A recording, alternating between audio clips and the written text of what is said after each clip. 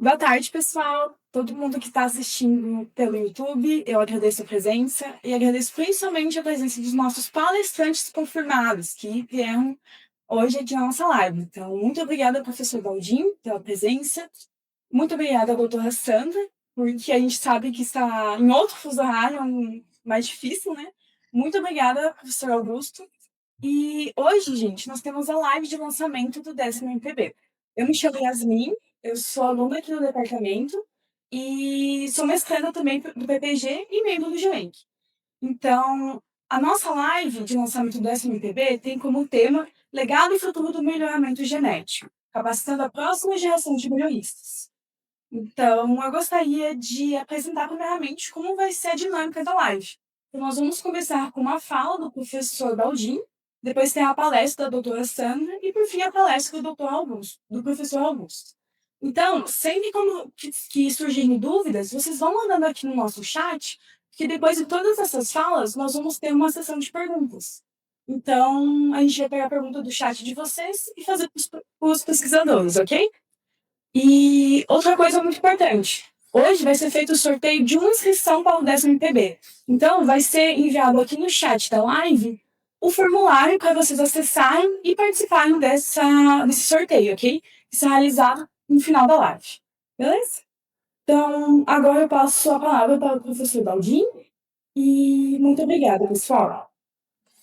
Ok, Yasmin, muito obrigado. Acho que a minha fala inicial aqui é mais para introduzir o grupo e a atividade, e da mesma forma que você o fez, eu gostaria novamente de agradecer imensamente aí o tempo dedicado da doutora Sandra Milak, que está lá no Quênia, professor Augusto, colega de departamento, porque a gente sabe que o tempo hoje é um bem muito precioso, e vocês terem dedicado esse tempo aqui para nos prestigiar, somos muito gratos e sem dúvida nenhuma isso vai enriquecer muito a nossa atividade, que é a inicial, né, desse International Meeting on Plant Breeding. Eu vou compartilhar aqui então a apresentação e vocês só me deem um alô se está, vamos lá, de janela, se está dando ok. Ok. Então, o que que é o GEVENX? Ele é um grupo de estudo, caracterizado como um grupo de extensão aqui, né, dentro da nossa universidade, da Escola Superior de Agricultura Luiz de Queiroz, e que a gente buscou reconhecer o professor Roland Venkowitz, um dos precursores da genética quantitativa aqui no Brasil, né, com o nome dele no nome desse grupo de estudo. E o que que o GEVENC ele representa e o que que ele Yasmin, eu não estou conseguindo passar aqui, vamos agora foi. Ok. Então, qual que é o objetivo inicial desse grupo? Só para vocês entenderem um pouquinho, esse grupo ele foi iniciado em 2017, tá? Então, a sua gênese vem e contando um pouquinho antes, esse grupo ele faz parte daquela série de simpósios da antiga Pioneer, hoje Corteva, né, da qual a doutora Sandra foi partícipe aí da empresa e tudo mais. Quando eu estava num período sabático na Universidade de Illinois com o Tabaré, que era o responsável por essa atividade, estava iniciando o primeiro ano lá na Universidade de Illinois. E ele conversou: olha, nós já temos outras universidades no Brasil que desenvolvem essa atividade, seria muito interessante se o grupo da Exalc, né, iniciasse isso também. E aí a gente trouxe a proposta já no decorrer do ano de 2017 e os alunos prontamente se organizaram em menos de 6 meses e organizaram o primeiro evento, que foi denominado desse Encontro Internacional sobre Melhoramento de Plantas. E o grupo, além da realização, obviamente, desse precursor, que foi essa motivação, a gente concebeu o grupo juntamente com aquele grupo inicial para que ele atuasse em outras áreas, em outras formas de treinamento, para capacitar os nossos alunos, prioritariamente de pós-graduação, e depois a gente entendeu também que os alunos de graduação poderiam ser beneficiados dessa atividade, no sentido de oferecer aquilo que a academia ainda não consegue chegar e oferecer. como uma rede de network, como capacitação nas chamadas soft skills e outras atividades, né, que podem ser muito úteis para os novos profissionais que estão sendo formados. E aí vem também já, algo que depois será detalhadamente apresentado para vocês, que é a formação dos melhoristas, né. Então esse grupo ele visa, de alguma forma, contribuir para a formação dos melhoristas. Então disso já traz a nossa, visão, a nossa missão enquanto grupo, que é muito bem coordenada aí pelos próprios alunos. Essa é uma premissa que a gente desde a criação sempre falou, o não tem envolvimento de professores, a não ser para fazer toda aquela parte de talvez mentoria e de organização burocrática junto à universidade para que as atividades aconteçam. Mas toda a logística, todo o planejamento, toda a execução é realizado pelos alunos. Então, basicamente, nós queremos treinar esses novos profissionais para o mercado de trabalho, contribuindo com aquilo que é não ainda oferecido pela academia de uma forma sistemática. Então a gente vê com muito bons olhos isso. E aí, desde, a visitas técnicas, é o que o grupo trabalha, oferecimento de cursos, treinamentos, atividades de extensão, que culminam com o simpósio internacional, que faz parte da série de simpósios da Corteva, o nosso International Meeting, que esse ano comemora a sua 10ª edição. Então é um momento de muito orgulho, onde a gente está trazendo essa edição. E dentro dessa, linha do tempo, digamos assim, histórica, nós temos mais de estou tendo um pouquinho de dificuldade aqui, mas a gente já chega lá. Vamos ver. É, as setinhas não vai, tem que ir com o mouse mesmo, então bom, desde a primeira edição, que começou em 2017, como nós falamos, depois nós tivemos aí um período de pandemia, onde a gente tivemos bastante participação online, e a gente vê uma crescente em termos de participação, com apresentação de trabalhos, com apresentação, né, de diferentes atividades.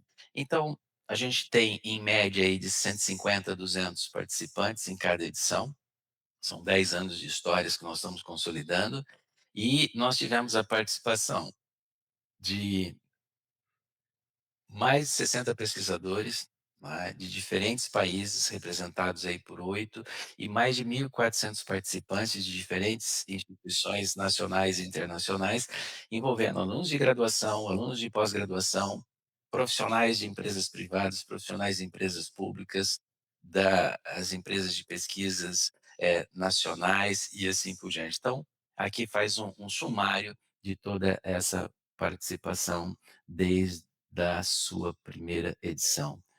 E o grupo hoje está realizando a 10ª edição em conjunto com a Sociedade Brasileira de Melhoramento de Plantas, por meio da sua regional Estado de São Paulo, na qual nós realizamos a 5ª edição do Encontro Paulista de Melhoramento de Plantas. Então nós temos aí a equipe da diretoria regional da Sociedade Brasileira de Melhoramento de Plantas também envolvida nessa organização, e o GEVENC com 7 alunos aí de doutorados, 8 alunos de mestrado e 4 estudantes, né, da graduação. Então aí tem uma fotinho de todos eles, para vocês terem uma ideia da equipe que está por trás de tudo que está acontecendo, tudo que está sendo realizado aqui no evento. E dentro desse evento, o International Meeting, nós temos palestras, cursos, né, de curta duração, a premiação dos melhores trabalhos, um momento de confraternização, onde se faz um coquetel para que esse network seja aumentado aí entre todos os participantes, premiações, brindes, né, dos nossos patrocinadores, mesas redondas, apresentação dos pôsteres. Então, é uma atividade bastante dinâmica e bastante, eu diria, gostosa de participar, porque a gente tem um momento de bastante informalidade, sem perder, é claro, todo o conteúdo científico, mas isso nos ajuda bastante nessa interação com os profissionais e com a equipe, né, que está realizando o evento e os seus participantes. Hã, vamos um pouquinho de paciência aí, pessoal, que agora acho que eu descobri uma maneira melhor aqui. Vamos lá.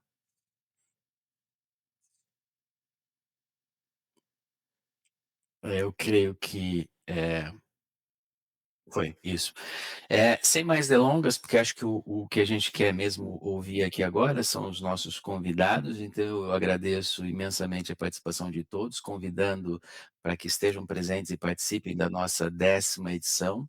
Detalhes sobre o grupo e sobre o evento estão disponíveis nas mídias que estão sendo compartilhadas, e nesse momento eu gostaria de convidar vocês a assistirem um vídeo institucional, né, do grupo, do GEVENC, e depois, ao longo dessa nossa live de abertura das atividades que são precursoras do evento maior que ocorrerá no segundo semestre agora, com data já definida, e vocês fiquem à vontade para entrar em contato, para buscarem informações, e depois o grupo vai dar mais detalhes. Muito obrigado e aguardo a presença de todos vocês aqui no nosso evento.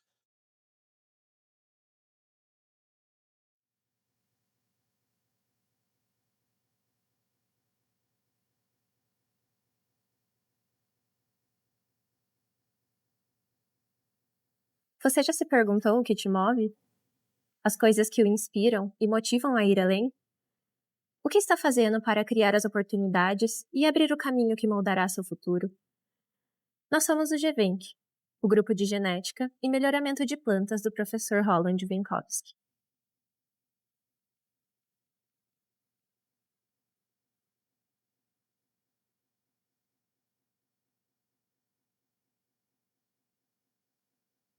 Somos um grupo de alunos de graduação e pós-graduação em genética e melhoramento de plantas da Escola Superior de Agricultura Luiz de Queiroz, da Universidade de São Paulo. O Grupo GEVENC foi criado em 2017 com o objetivo de capacitar os nossos alunos não só no meio acadêmico e científico, mas também em outras habilidades para o mercado de trabalho. A escolha do nome é um tributo ao professor Roland Venkowski, um cientista que introduziu a genética quantitativa no Brasil. Com suas pesquisas, acelerou o entendimento dos processos de seleção e o desenvolvimento de novas cultivares no melhoramento de plantas. Inspirado em seu legado, o GEVENC é movido pela missão de integrar acadêmicos, professores e profissionais, preparando a próxima geração de geneticistas e criadores para os novos desafios que virão. Para atingir esses objetivos, estamos envolvidos em muitas atividades desde 2017, incluindo a promoção de discussões sobre questões relevantes de genética e melhoramento de plantas, a realização de visitas técnicas a empresas e instituições públicas de pesquisa, e a orientação de jovens talentos para fazer apresentações de voz sobre experiências profissionais. Oferecer oportunidades de interação entre alunos, professores e pesquisadores fora da universidade, desenvolver parcerias com empresas e instituições públicas e organizar eventos científicos nacionais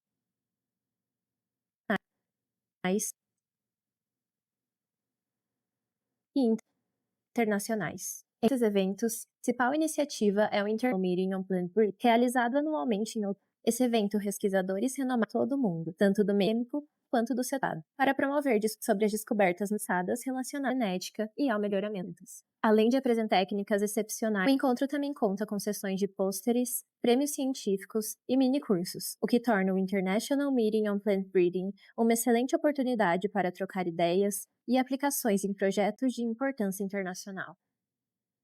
Somos o GEVENC, movido por desafios, oportunidades, genética e melhoramento de plantas.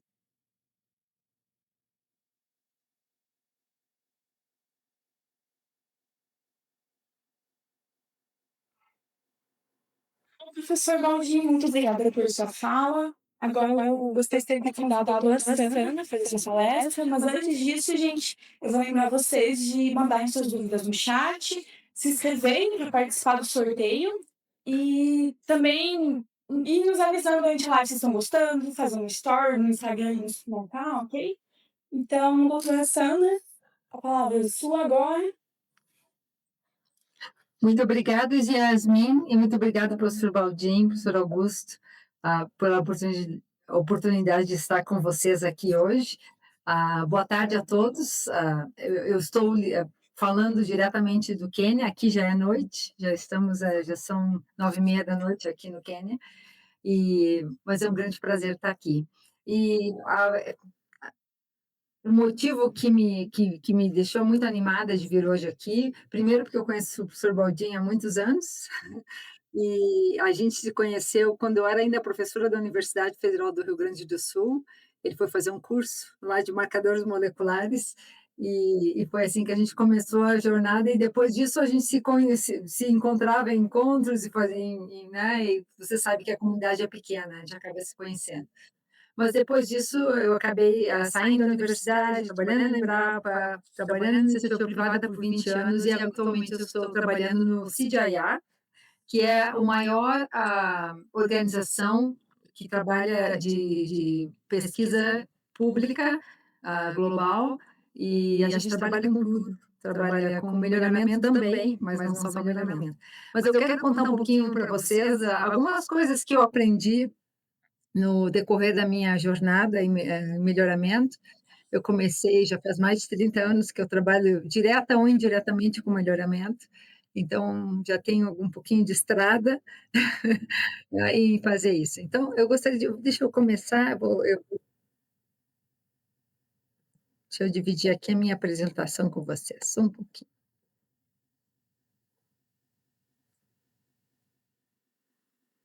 Beleza, então. Estão vendo?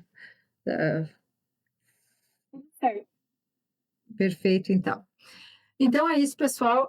Eu acho que esse é um desafio bastante grande. Esse foi o tema que foi passado para conversar, mas é um assunto muito legal.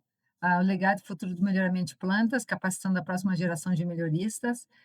Então, deixa eu contar um pouquinho para vocês o que essa é a minha mensagem que eu gostaria de deixar. Já vou começar com ela, para quando a gente chegar no fim, eu vou repeti-la, mas vocês já vão ter uma ideia. E a minha mensagem para vocês a turma que está começando, fazendo mestrado, doutorado, ou que já está no início da carreira do melhoramento, é o seguinte, e para todos os que estão também nessa missão de formar novos melhoristas: os princípios permanecem, as práticas mudam, ok?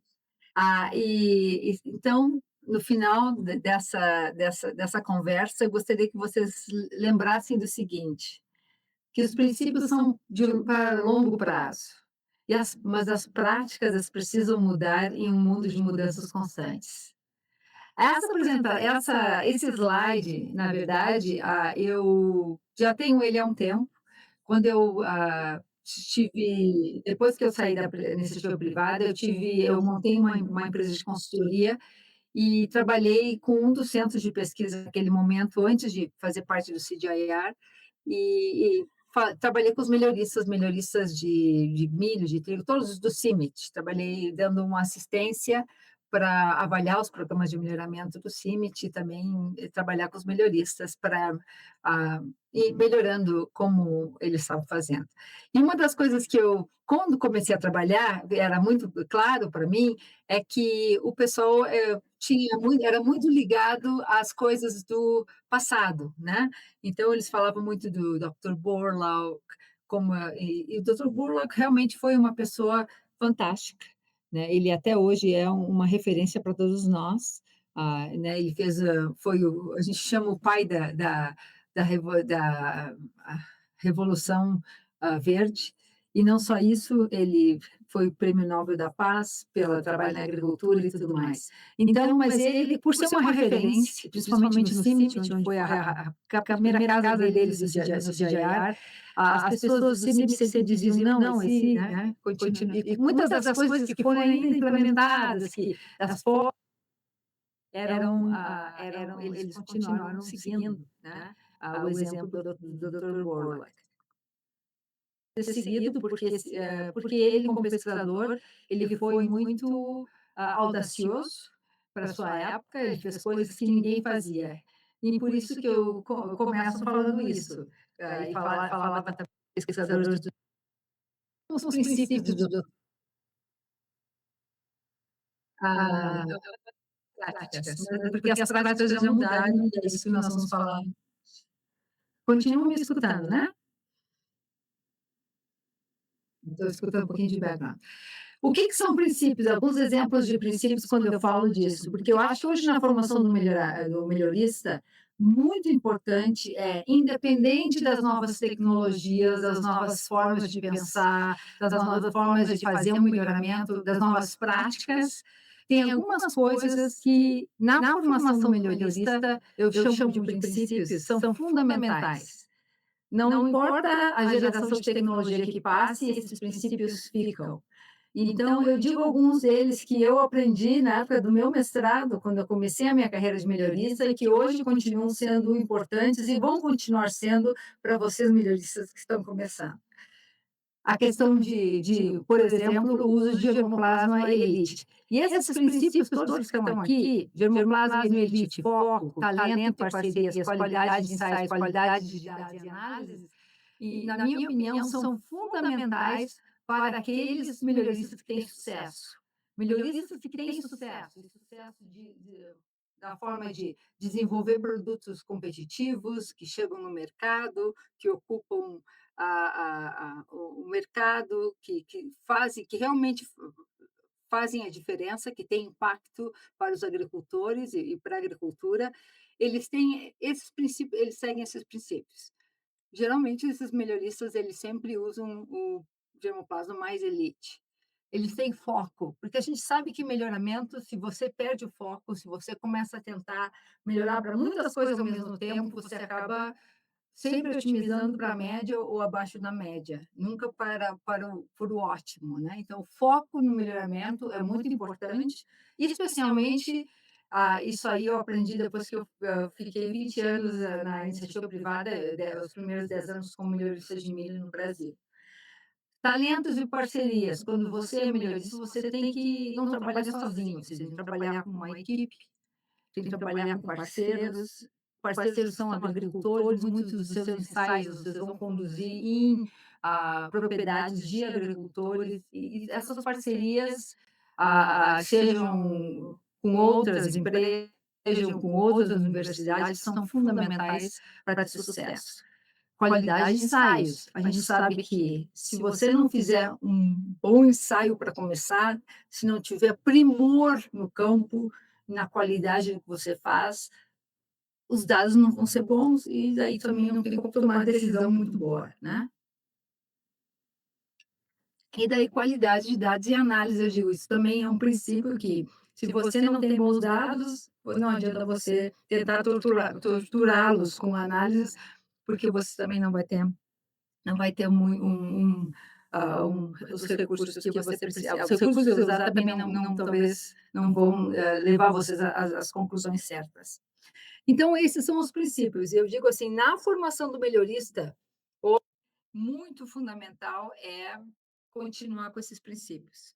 É você conhecer germoplasma, aprender sobre genética quantitativa, como você vai estudar esse germoplasma. Tudo isso que vocês estão aprendendo hoje continua valendo e vai continuar valendo para o futuro. Então, é isso que eu digo. E os princípios são para o longo prazo, certo? Não, práticas. As práticas no melhoramento, elas mudam. Olhem essas fotos aqui, pensem no plantio, na coleta de dados, na colheita. Quantas mudanças aconteceram nas últimas 4 décadas? Né? Então, você vê o plantio com saraquá e milho, bem no início, isso já faz muito tempo, né?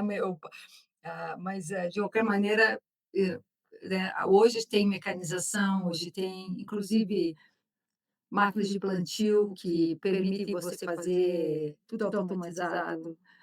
Então, assim, hoje é outro mundo nesse sentido. Muitas práticas mudaram ao longo dos anos. Aí temos de dados, né? A gente hoje tem máquinas extremamente sofisticadas. Essa foto aqui do meio que vocês podem ver é uma máquina de fazer vento para coletar dados de raízes e como, de quebramentos de como. Então, realmente, coisas bem mais sofisticadas hoje. A gente tem drones, tem satélite, imagens de satélite, tem muitos recursos para coletar dados. Com certeza, nos últimos 30 anos mudou muito isso. E da mesma forma, colheita, máquinas sofisticadas, em que você já tem até equipamentos já na colheita, que você pode coletar dados de espectro near infrared, e pode já ter dados não só de produtividade, mas também de óleo, proteína e outras coisas. Então, muitas coisas mudaram com o tempo, as práticas mudaram.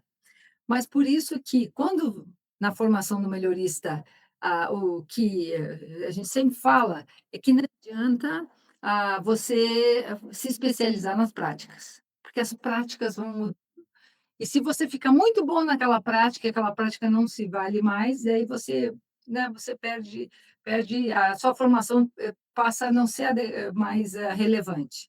Então, eu sempre digo, o básico, a genética quantitativa, o entendimento de experimentação, entender o seu germoplano, todos aqueles princípios ficam, mas as práticas mudam. E vamos falando de práticas, eu diria que o treinamento de melhoramento que eu tive, provavelmente que o professor Baldin teve e o professor Augusto teve, foi esse dos anos 90, onde a gente plantava assim, desse jeito. Essa foto, inclusive, é minha, na época eu fazia mestrado, lá na URGS, né?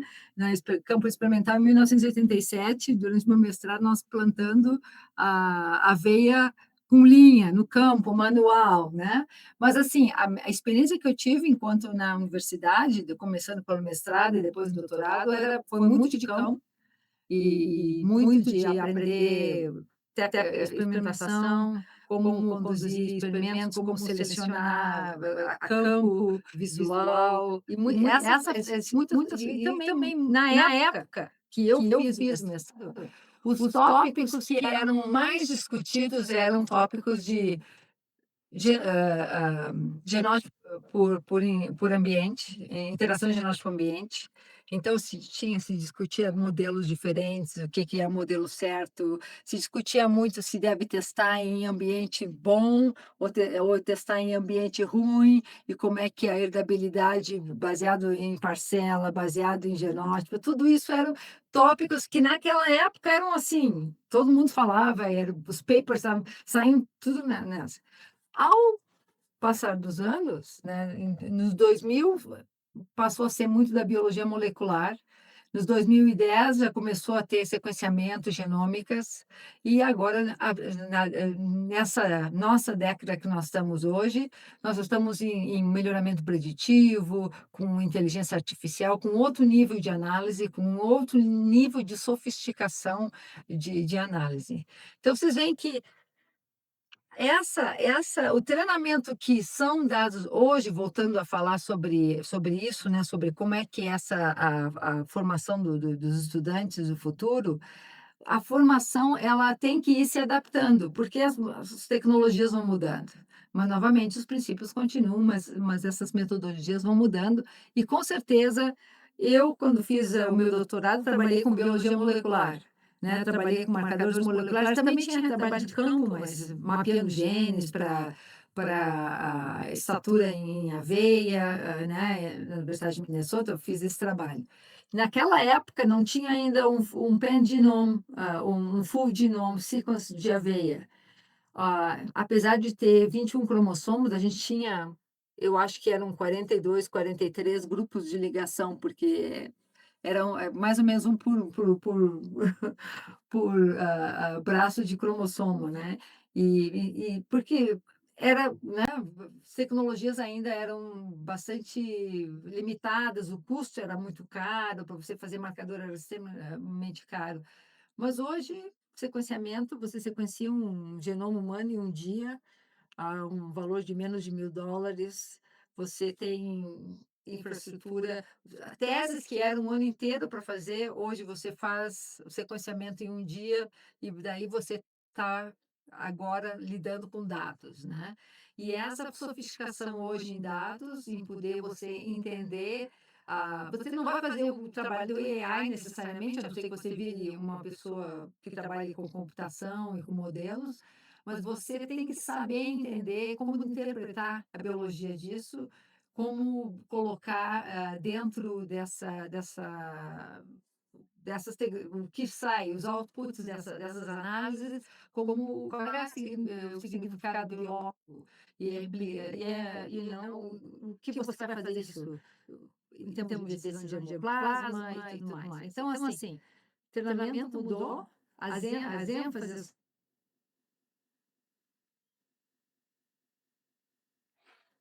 Entendo, professor. Então, tá certo, pessoal. Aí, então, é isso que eu, voltando, né? Desculpe pela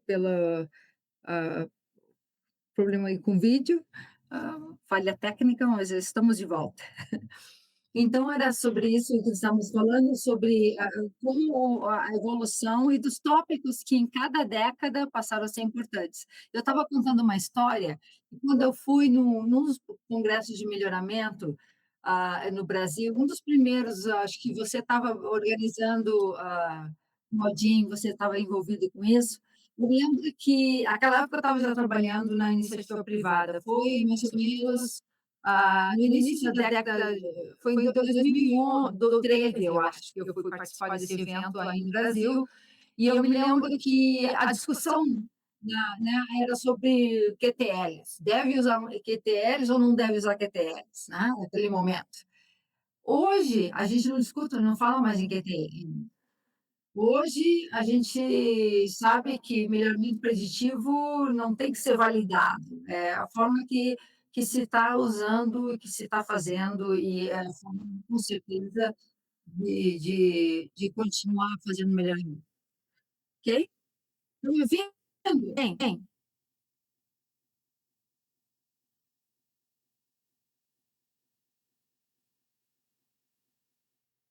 Bom, pessoal, então Sim, aqui, estão me ouvindo, né? sim. Então, acho que eu vou, meu tempo, eu vou acabar mais cedo, e a gente pode depois discutir e se tiver perguntas.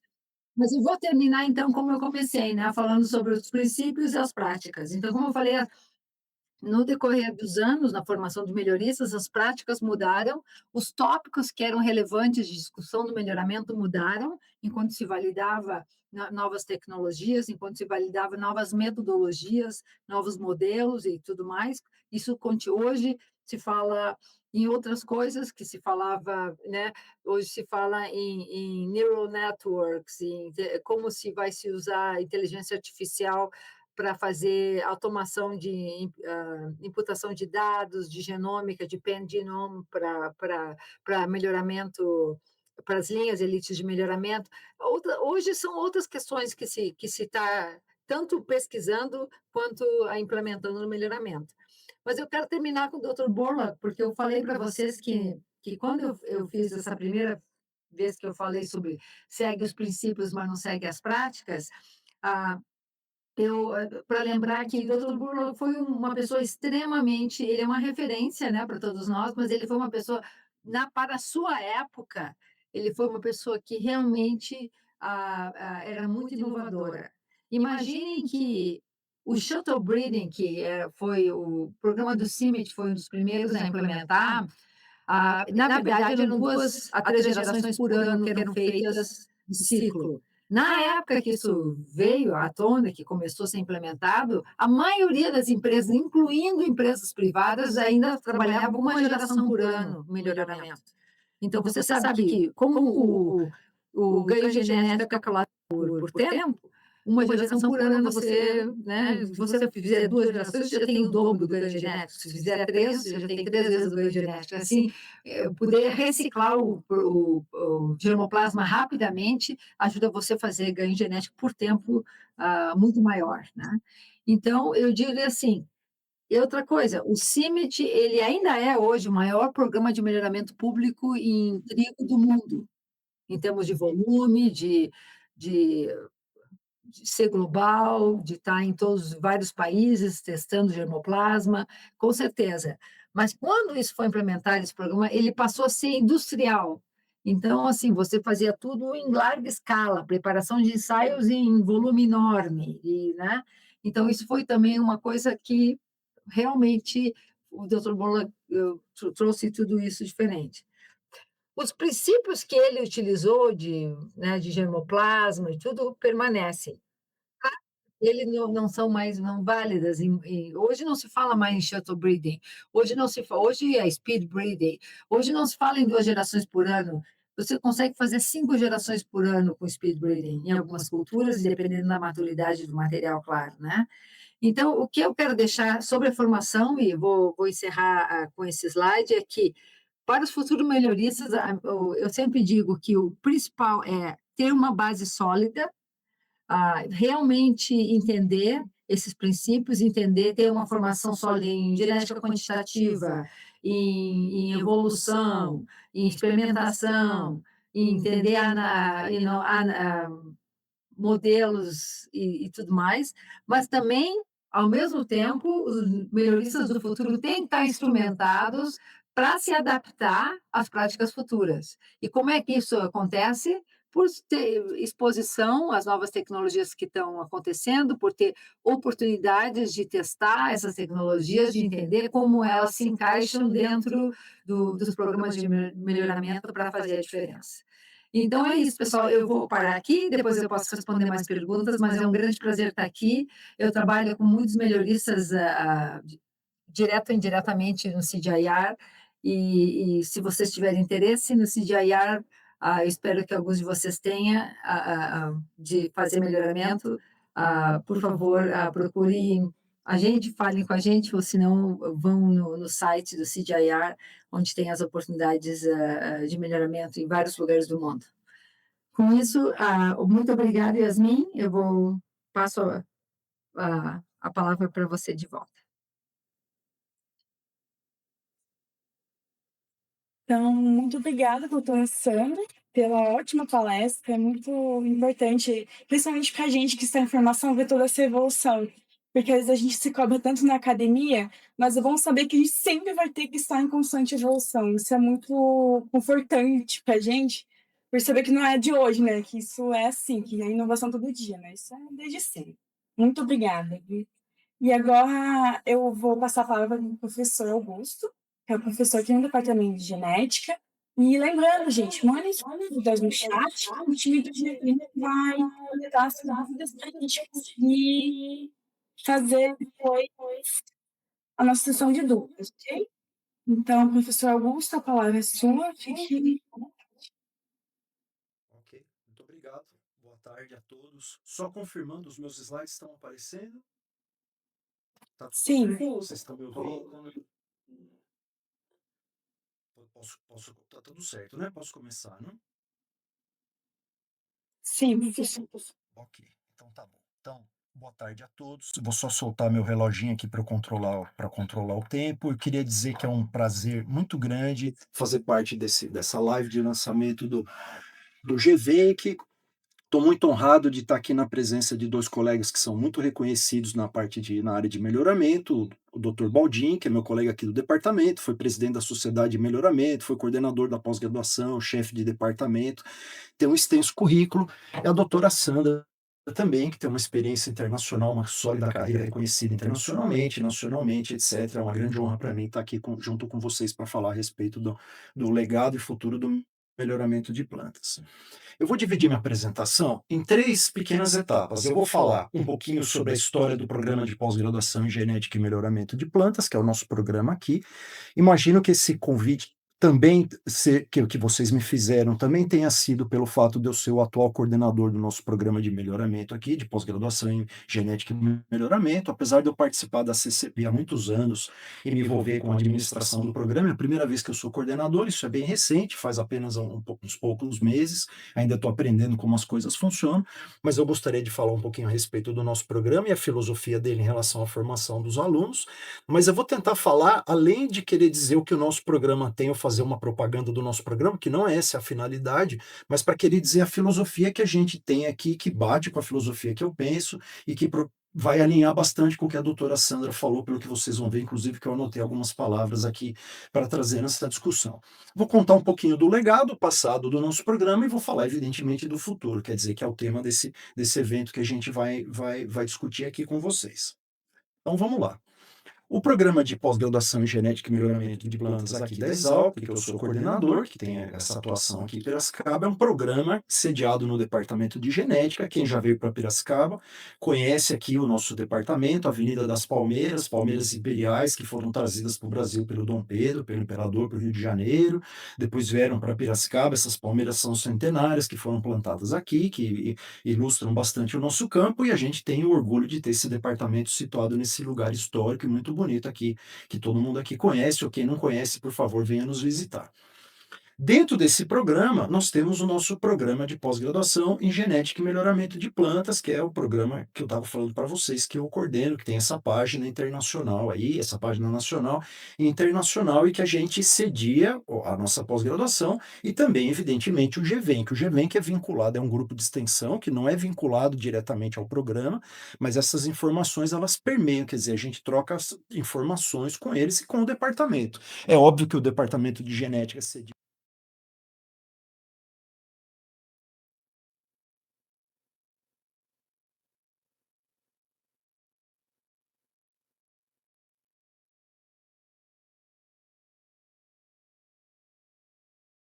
muitos feedbacks e tenta ajudar de alguma maneira também. O nosso programa, ele é muito famoso e muito reconhecido. A gente tem muito orgulho de ter tido nota máxima da CAPES desde sempre, o itálico aí para dizer que desde que surgiu o sistema de avaliação da CAPES, ou antes até de ter esse sistema de avaliação, a gente sempre teve uma avaliação de nota máxima, algo que nos traz muito orgulho, né? Nosso programa é muito sólido, muito consolidado no Brasil. O mestrado começou em 64, o doutorado em 1970. A maioria daqui dos que estão assistindo essa live aqui não tinham nascido ainda quando esses programas começaram. São programas bastante, considerando o Brasil e a dificuldade que o Brasil teve para implementar um sistema de educação de nível superior, isso é bastante tempo, evidentemente. E até junho de 2025, eu não tive tempo de atualizar esses dados aqui, mas a gente tinha graduado mais de 500 mestres e mais de 500 doutores, quer dizer, mais de 1.000 alunos, somando mais de 1.100 alunos passando, somando aqui, que a gente teve que a gente teve a oportunidade de graduar. Quer dizer, esse número é muito expressivo, muito relevante, muitos de vocês com destaque, muitos dos nossos egressos com incrível destaque, o que nos deixa também muito felizes. Atualmente, nós temos aqui, ó, esse número eu peguei ontem, 22 alunos de mestrado, 39 de doutorado e 3 alunos de doutorado direto, um pouco mais de 60 alunos. Considerando também em termos de Brasil, isso é bastante, lembrando também que até 2014, quando as coisas estavam um pouco diferentes, nós chegamos a ter mais de 100 alunos, em que a gente tinha todos com bolsa, todos com recurso, todos com laboratório, todos com orientadores, que também é um número bastante expressivo, se a gente considera a dificuldade que a gente lida no Brasil para conseguir fazer ciência e para conseguir trabalhar com educação. Aqui o link da página, que evidentemente a maioria aqui já conhece, temos muitos alunos aqui do nosso departamento. Nós atuamos em basicamente 3 linhas de pesquisa: genética de populações, evolução, conservação citogenética, genética molecular e biologia de sistemas, genética quantitativa, genética estatística e melhoramento genético, que é a área que eu atuo, essa terceira área que eu estou trabalhando. Nossa missão, bem simples e bem pretensiosa: formar mestres e doutores de excelência. Quer dizer, isso já resume tudo que a gente busca, tudo que a gente levanta de manhã para se motivar, para tentar fazer, tentar formar o pessoal o melhor que a gente consegue, oferecendo a formação com o máximo de qualidade que é possível dentro do cenário e do contexto que a gente se insere. Evidente que essas 3 linhas conversam entre si e que o departamento tem também essa tradição, ou essa história de tentar colocar as pessoas em contatos entre si. Quer dizer, o departamento alimenta a pós-graduação, que alimenta o departamento, que alimenta o GEVENC, que alimenta os outros grupos. O GEVENC não é o único grupo que a gente tem aqui também. A gente interage também com outros departamentos, com outros centros, com pessoas do mundo inteiro, e a gente tenta fazer essas coisas permearem. Quer dizer, a minha apresentação aqui vai ser mais viesada na área de genética e estatística, que é a área que eu trabalho, mas é óbvio que também existe uma relação muito grande com todas as outras coisas, por exemplo, com evolução, com genética molecular, etc., que tudo está interligado. Então, o viés que vai ter na minha apresentação aqui, por causa da minha formação, da área que eu atuo, mas é claro que tudo isso é interligado num programa de genética e melhoramento de plantas, que é o que a gente tem aqui. Muito bem. O legado. Então, a gente poderia começar a contar para vocês um pouquinho da história. Eu vou ser rápido aqui, que eu vou tentar deixar a parte mais no que vai acontecer no futuro, mas eu acho que é importante a gente entender um pouco o passado para permitir a gente perceber o que nos trouxe até aqui, aprender com os sucessos e também com os eventuais erros que os colegas tiveram, para a gente tentar melhorar sempre. Aqui eu tenho uma lista que está no site do Departamento de Genética, com todos os docentes que já passaram aqui pelo departamento. Então, essa lista aqui começa com o pessoal da década de 30, esses são os nomes que a gente tem aqui colocados, e eu coloquei em itálico algumas pessoas que eu gostaria de dar um destaque, também uma seleção minha, absolutamente, e também, assim, apenas fazendo um corte aqui, um recorte para falar, porque eu não tenho oportunidade de falar de todo mundo que passou aqui, até nem conseguiria fazer isso sem precisar fazer um estudo um pouco mais detalhado. Professor Bringer foi fundador do nosso departamento, era um cientista de renome internacional quando ele veio para o Brasil. Ele publicou, por exemplo, um artigo na Genetics sobre heterose, base genética da heterose. Ele trabalhou com evolução, ele trabalhou com um monte de coisa. Ele montou um orquidário, ele estava interessado em evolução, ele trabalhou com evolução, um monte de coisa. Isso já fala como ele era uma pessoa que lidava em diversas áreas e como ele via a importância dessas coisas e como ele colocou no nosso departamento a filosofia de sempre trabalhar com pesquisa. Professor Marcílio Dias trabalhava com melhoramento de hortaliças, foi a pessoa que adaptou as hortaliças ao cultivo no Brasil. Ele foi homenageado como o exalquiano ou o professor da Exalc mais importante quando a Exalc completou 100 anos em 2001. Ele foi escolhido como o docente, até 2001, o mais relevante que passou pela Exalc e pelo trabalho dele com melhoramento de hortaliças também no nosso departamento. Professor Paterniani dispensa apresentações em relação ao que ele fez pelo melhoramento de milho, melhoramento no Brasil, tem rodovia com o nome dele, tem sala com o nome dele, ele ganhou prêmios internacionais, ele inteiramente é muito reconhecido, todo mundo conhece, também foi uma pessoa muito importante. Professor Roland Venkowski, o nome desse grupo aqui não é sem motivo, a pessoa que trouxe a genética, uma das pessoas que trouxe a genética quantitativa para o Brasil, uma influência na nossa formação internacional, estudou, uma pessoa brilhante, que colocou muito da filosofia que a gente segue até hoje. Professor Tozello, que trabalhou, foi chefe de departamento, trabalhou com milho aqui no departamento também, professor Zinsley, esse pessoal, claro, os outros são todos nomes muito relevantes, eu estou falando mais do pessoal de melhoramento, com pessoas que eu ou conheci pela reputação ou com as quais eu interagi na época que eu estava na minha formação. O professor Baldin foi meu contemporâneo, nós estudamos juntos, assistimos muitas aulas na pós-graduação juntos, então muitos desses professores foram professores nossos, nós conhecemos eles pessoalmente, tivemos aula, interagimos de alguma maneira com ele. Passamos aqui para a próxima página, professor Ciro, que trabalhou com melhoramento de hortaliças, ficou aqui no departamento até 96, também fez um trabalho muito importante, continuando o trabalho do professor Marcílio. Professor José Branco, outro que dispensa apresentação. Quantitative Genetics in Maize Breeding é um livro, aquele livro de capa amarela que vocês devem ler, pelo menos agora, claro que por razões históricas, porque tudo muda, as coisas avançaram bastante, mas esse é um nome que onde você for, você fala do professor José Branco, fala do livro dele, todo mundo conhece. Quando eu fui para a AEL, que foi quando eu encontrei a Sandra pela última vez pessoalmente, numa palestra que eles me convidaram lá, eu imaginei que o professor Halauer ia estar na plateia, coloquei uma foto do livro do Zé Branco na minha apresentação, falei, olha, é claro que eu como estudante li o livro do Halauer e Miranda Filho, se o professor Halauer estiver aqui na plateia, fica aqui meu agradecimento, eu venho do mesmo departamento do professor Zé Branco, e no final da minha apresentação ele estava lá, veio comigo, tirei selfie com ele, evidentemente, ele é um nome que dispensa apresentação para quem trabalha com melhoramento de milho, mas dizendo a vocês também que melhoramento de milho serviu como modelo para muitas outras coisas. Professor Natal, que trabalhou com soja, foi orientador do professor Baldin, professor Isaías, genética de autógamas e soja, professor Cláudio Lopes, que trabalhou com melhoramento de milho, genética quantitativa, e aí começa o pessoal da nova geração. Eu vou falar nova aqui para nós, Baldin, vou fazer um agrado aqui nós mesmos, né? Vou jogar confete em nós mesmos, o pessoal da nova geração. Eu, professor Baldin, nós trabalhamos aqui nesse departamento também, entramos quase na mesma época, uma diferença pequena, nós somos contemporâneos durante o mestrado e o doutorado, trabalhamos junto. Professor Roberto Fritz, que não está mais aqui no departamento, mas tem uma carreira internacional, trabalhou aqui com a gente também. E agora o pessoal da nova geração, a professora Michele com milho, o professor Piotto, que trabalha com batata, o professor Saulo, que é novo aqui no departamento também, são os nomes que vão levar esse nosso legado em frente aí, que estão agora chegando aqui para continuar as coisas que a gente supostamente construiu, que a gente tentou trabalhar ao longo dos anos.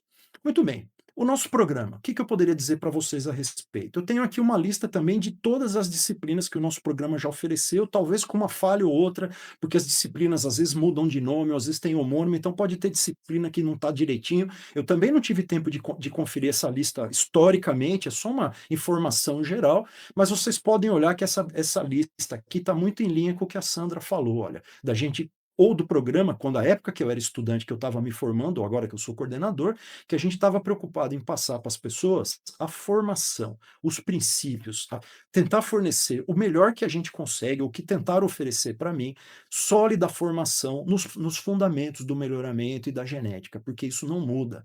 Isso, o que a gente aprendeu de técnica ficou tudo absolutamente obsoleto, daqui a pouco eu dou exemplo, mas os princípios e as coisas permitiram, a gente aprendeu a estudar, a gente aprendeu a aprender, que é uma ferramenta importantíssima, e a gente aprendeu a formar nossa base de conhecimento teórico para a gente se preparar para enfrentar o mundo, tanto que a gente continua até agora, trabalhando, atuando, tentando levar alguma coisa para os estudantes. Se a gente tivesse ensinando para vocês o que a gente aprendeu, certamente vocês detestariam e não estariam, eu não ia conseguir mais aluno no meu laboratório, mais ninguém, porque eu estaria completamente fora do circuito, evidentemente. As coisas, felizmente, avançaram muito.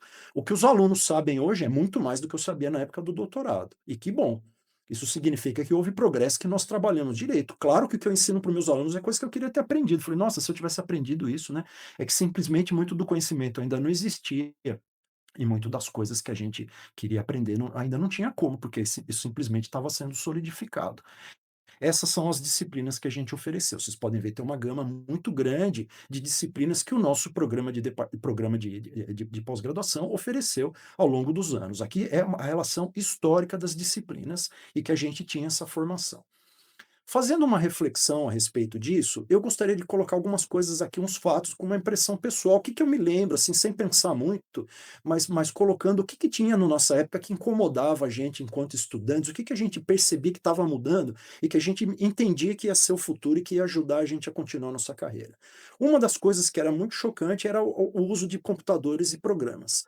Quando a gente era estudante, foi quando isso começou. Vocês podem imaginar, mas acreditem ou não, os jovens aqui na sala, houve uma época que não existia internet, ou que ninguém tinha computador. Na Exalc não tinha computador, tinha um computador, que era dividido para todo mundo. Quando eu estava na graduação, era uma sala só, tinha um computador com internet. Você ia lá, se quiser mandar e-mail, você entrava na fila e mandava o e-mail. Quer dizer, você uma vez por semana ia mandar, era quase igual mandar uma carta, né?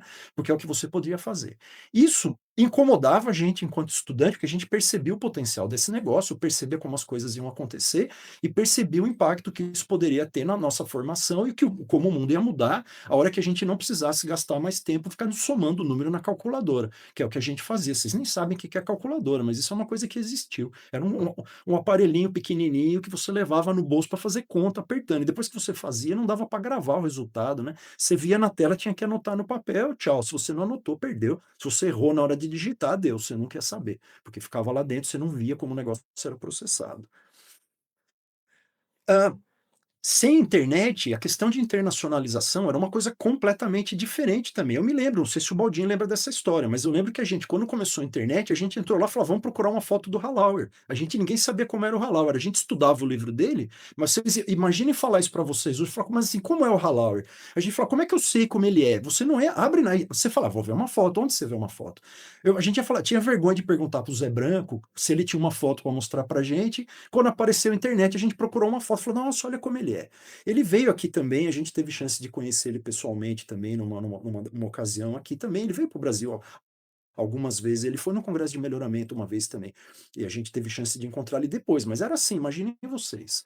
Outra coisa que mudou muito foi a importância da estatística. Quando a gente era estudante, a gente era treinado a aprender a interpretar resultado. A gente tinha que fazer conta na mão e tinha que ver o resultado, mas a gente não interagia com a estatística. A gente aceitava que alguém ia gabaritar o experimento para a gente e ia falar para nós, ó, isso aqui é diferente, isso aqui é igual. Isso absolutamente não acontece mais. Hoje em dia a gente tem que desenvolver os próprios, se a gente quiser fazer ciência avançada, na minha área, genética estatística, genética quantitativa, a gente tem que desenvolver os próprios modelos e fazer modelos específicos para o programa que a gente tá tentando ajudar, porque os métodos que existem, eles não resolvem os problemas novos que a gente trabalha, porque nós estamos trabalhando na fronteira do conhecimento. Isso mudou demais da época que eu era estudante. Outras coisas que aconteciam era que naquela época o pessoal falava de engenharia genética e biotecnologia e tinha uma diferença também grande, que ainda bem que parou isso, porque era uma coisa que hoje em dia não está mais na moda, é que os professores brigavam um pouquinho, e a gente como aluno, claro, a gente gostava de ver os professores em discussões. Alguém falava que engenharia genética ia resolver o problema, biotecnologia ia contribuir, outros falavam que não, a gente ficava vendo eles lá, aqueles figurões, pessoal, a gente era estudante, né, ouvindo o pessoal reclamar que as coisas aconteciam. Hoje parece que a gente não faz mais isso, ainda bem, porque ficar com essas discussões não acrescenta muito, talvez para os alunos, como curiosidade para os alunos, né? Mas assim, em termos de avanço do conhecimento, isso não trazia grande coisa. Mas eu ouvi palestras também, muita gente falando, por exemplo, que o melhoramento não tinha futuro nenhum, que isso ia acabar, porque a biotecnologia ia resolver tudo, e que a gente estava fazendo doutorado em melhoramento que não ia servir para nada. Não é verdade isso, prova disso que nós estamos aqui nessa sala ouvindo o que a gente está falando. Por outro lado, vários melhoristas falavam também que essas técnicas não iam ajudar em nada, que melhoramento não ia mudar nada, eles também estavam errados, né? Foi um pouco de razão para os dois lados. Transgênico, proteção de cultivares. Quantas palestras que o pessoal falava falando que transgênico não ia dar em nada, não ia ajudar nada, que lei de proteção de cultivares ia trazer problemas para o Brasil, para o mundo, etc, etc. Visões de mundo diferentes que foram debatidas, que a gente teve a oportunidade de ver. Mas agora eu coloco duas palavras aqui para vocês, ó, genômica e marcadores moleculares. Eu separei, mas talvez não devesse ter separado. Isso aqui foi uma revolução nos anos 90, a doutora Sandra falou já na época que ela estava trabalhando também, que ela fez o doutorado dela com isso, se eu não me engano aqui, que eu peguei da fala, e evidentemente nós já estávamos percebendo que isso ia ser uma revolução gigantesca, porque a gente ia começar a avançar no nosso entendimento a respeito de como as coisas funcionam. O melhoramento ia parar de ser uma caixa preta em algumas coisas, a gente não está lá ainda, mas isso certamente mudou com essa informação que apareceu e que a gente consegue fazer leituras a mais dos genomas e da informação que a gente tem lá. Eu estou colocando as coisas aqui separadas, mas talvez eu devesse ter colocado quase como sinônimos, porque eu estou querendo dizer aqui que a informação a respeito do genoma, ela revoluciona tudo que a gente está fazendo também. Não imagino um estudante agora em 2026 sendo treinado num programa de pós-graduação e não aprendendo como é que essa informação deve ser incorporada. Também não conheço nenhum programa de melhoramento avançado que não faça uso de alguma tecnologia dessa, porque elas são imprescindíveis para o melhoramento ter futuro. Sendo assim, a gente pode começar então agora. Eu vejo aqui que eu tenho em torno de mais 10 minutos da minha fala de meia hora para falar para vocês a respeito do futuro. E claro que falar sobre o futuro não é muito fácil, mas talvez eu consiga colocar algumas coisas para vocês aqui. Vocês já devem ter ouvido a piada que é super difícil fazer previsões, especialmente sobre o futuro. É uma piada, claro, uma piada dessas piadas nerd, né? Fazer predições, especialmente sobre o futuro, é difícil, claro, porque é difícil fazer essas coisas, mas algumas linhas, em linhas gerais, alguma coisa a gente consegue fazer. Então vamos lá. Eu fui convidado o ano passado a fazer uma palestra no Encontro Paulista de Melhoramento de Plantas, que foi realizado em Botucatu, na Unesp Botucatu. O Evandro Tambarusso, que organizou, me convidou e ele pediu nesse convite que eu falasse o que mudou na genética quantitativa agora que nós temos essas informações. Eu achei muito interessante o convite, aceitei por ser desafiador, eu falo isso nas aulas, né? Mas assim, achei que era legal fazer uma reflexão e tentar apresentar a respeito disso. O que mudou? Como que a genética quantitativa tem ajudado os melhoristas? O que mudou agora que a gente tem informações a respeito de genotipagem e sequenciamento, informações genômicas, resumindo. Então, vou colocar para vocês algumas coisas que eu poderia dizer para vocês. Em primeiro lugar, no livro novo, na edição nova do Walsh, Vischer e Lynch, esse livro que vocês estão vendo aí, que saiu em 2024, aquele livro enorme, o volume 1, o livro já era gigantesco, mas agora tem 2 volumes, ele falou que a genética quantitativa é mais importante hoje do que ela sempre foi, do que em qualquer período da história. Eu concordo, absolutamente. Porque ela forma princípios, ela forma fundamentos e que depois a informação genômica entre, as tecnologias entram para ajudar a gente a entender. Quer dizer, você estudar princípio é onde você deveria colocar a maior parte do seu tempo. Você também precisa aprender técnica, você precisa aprender prática, mas se vocês me permitem uma opinião, pelo menos é o que eu faço, não quer dizer que eu esteja certo, mas é o que eu acredito que a gente deveria fazer, o que eu tento passar para os alunos em sala de aula quando eu tenho a oportunidade de falar para eles. Isso é verdadeiro. Em 1918, O artigo clássico do Fischer, esse artigo que vocês estão vendo aí, esse título aí, esse artigo que é o artigo possivelmente possivelmente não, o artigo que é onde foi fundada a genética quantitativa e onde isso apareceu pela primeira vez. Esse artigo, será que ele está atual? Será que ele permite alguma fundamentação para a gente? Ele mostrou lá, por exemplo, como a gente faz a partição da variância genética, quer dizer, ele introduziu a análise de variância, ele definiu o conceito de breeding velho, o conceito de covariância entre indivíduos aparentados, que se você estudar isso direitinho, você vai ver que é a base da seleção genômica e da predição. Você só consegue fazer predição quando existe uma covariância entre indivíduos, porque eles compartilham alelos. Então, o artigo de 1918 ainda está atual no sentido de fornecer os princípios. Isso, por isso mesmo que a gente estuda esse artigo. Não é porque a gente tem algum apego com o futuro, que a gente tem ou é conservador, ou não quer entender que o futuro vai trazer progresso, ou que a gente não quer ver o progresso. O progresso vai acontecer querendo a gente ou não. Não adianta a gente ficar brigando contra o que é inevitável, mas a gente precisa se preparar para isso como cientistas, e cientistas que querem participar da ciência de maneira séria. O que mudou? Bom, em 2019, esses dois autores muito reconhecidos fizeram uma revisão do artigo do Fischer e colocaram o seguinte: ó, a teoria do Fischer se provou como extremamente útil. Lógico, o que o Fischer colocou como modelo é o que está sendo usado como base para fazer seleção genômica, predições, até mesmo inteligência artificial, se você pensar num sentido que algum modelo tem que ser treinado com base em algum princípio do entendimento da genética, senão como é que seria uma predição ou alguma coisa interessante? Claro que a gente poderia pensar em fazer predição apenas preocupado com o valor final, mas se a gente pensa em colocar uma base sólida nas coisas e entender o que está acontecendo, a gente não pode desprezar como a informação é transmitida de uma geração para outra. Outra afirmativa, ó, tá vendo? Ó, a teoria do Fischer tem sobrevivido a Gil Oz, por exemplo, with flying colors, quer dizer, de maneira assim brilhante, de maneira colorida, de maneira bem assim. O que o Fischer falou, agora que a gente tem informação genômica e coletou 100 anos mais de informação, isso continua valendo porque ele realmente colocou a questão de princípio. Outros autores falam algumas outras coisas, eu também não tenho muito tempo, eu não vou colocar isso aqui para vocês, mas vamos entregar. Mas agora eu queria colocar uma coisa aqui, ó. Vamos colocar um porém, vamos lá. O ano passado, o Givenk me deu um presente enorme, que foi ter trazido para o Brasil o meu ex-supervisor de pós-doutorado, o professor Xiaobang Zheng, que veio aqui para apresentar a palestra no ano passado. E ele fez essa palestra no YouTube, que eu até falo para vocês, só não falo para vocês irem lá agora, que eu quero que vocês continuem até o fim aqui comigo, mas se eu fosse vocês, eu sairia daqui agora imediatamente e ia assistir essa palestra, porque essa palestra tem reflexões muito importantes sobre o que vai acontecer no estudo da genética quantitativa no futuro. O Zeng, ele está pensando nisso todo dia, basicamente. Ele está conversando, eu converso com ele bastante, eu acompanho bastante essas coisas.